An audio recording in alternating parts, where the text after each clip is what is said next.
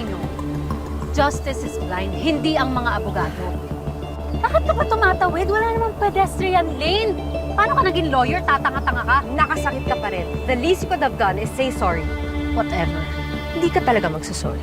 Bakit? Nag-sorry ka ba nung sinulot mo sa akin si Marco? Oh my God, Trixie, it's been more than a decade already. Hindi ko sinunod si Marco. Hiwalay na kayo when I came into the picture. Excuse me? You did not come into the picture. Naki-photobomb ka. Nawala lang ako saglit. Nakisawsaw ka na. Tita, Hi. hello po. Hi, tita. Hello Hi. po. Hello, Iho. Kamusta po? Oh, kakausapin ko lang yung anak ko, ha? Ma, Hi. what a surprise. Kailan mo balak sabihin sa akin na murderer pala yung kapatid ng asawa? Paano mo nalaman? Ay, Yaya Veron, napakadaldal talaga. Ay, huwag ka magagalit sa kanya.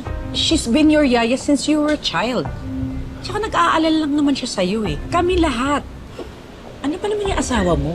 Hindi pa ba enough na scammer yung tatay niya? Please stop saying that. Alam mo namang hot topic kay Vanessa yung nangyari sa tatay niya. Bakit siya magagalit? Eh, totoo naman, di ba? Scammer yung tatay niya, tapos yung kapatid naman niya, eh, murderer naman daw. Yeah, pero hindi pa proven yun. Person of interest lang si Angel. Inosente daw siya, sabi ni Vanessa. Nadamay lang kasi apparently boyfriend niya yung biktima. Anak, 90% of murder victims, kilala nila ang killer nila. Kaya mag-iingat ka. Tsaka hindi ka lang mga agaw eh. Traidor ka rin. Kung alam ko lang na ikaw yung tatawid, sana hindi na ako kumreno. Nabawasan pa sana ng salot ang mundo. Teka na, Francis.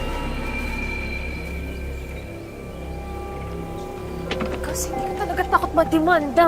I-demanda niya ako. Mas magaling ako. Ay! Oh my God! ka dyan! Angel! Ano ba problema mo, ha? Naghahanap ka ba ng gulo? Angel, ano ba? Unang patulan, tara na! Baliw ata, tara na! Hindi ka! Lumabas ka dyan! Gus! Lumabas ka dyan! Baliw ata, tara na! Lumabas? Angel, tama na! Angel! Tama na, Sab! Lumabas ka dyan! Baliw ata niya! Oh my God! Angel, ano ba? Tama na! Ano ba? Pwede ka makasira o makasakit ang ibang tao or worse, ipakulong ka. Mainit na nga yung mga pulis sa'yo dahil sa nangyari sa kalipin mo eh. Ano ba? Mag-isip ka naman! Ate, pinagtanggol lang naman kita eh. Hindi ko hinihingi na ipagtanggol mo ako, kaya kong sarili ko. At kaya-kaya ko yung tricks niya, wala nang paki sa kanya, okay? Kung sa'yo okay yun, sa akin hindi. Ayokong binabastos ka, ate. Pinagtanggol mo nga ako kay Aling Sedes eh. Natuwa nga ako eh. Kasi ganun pala yung may pamilya. Yung ipaglalaban ka. Kaya kung may nanakit sa'yo, ipagtatanggol din kita. Kasi kapatid kita.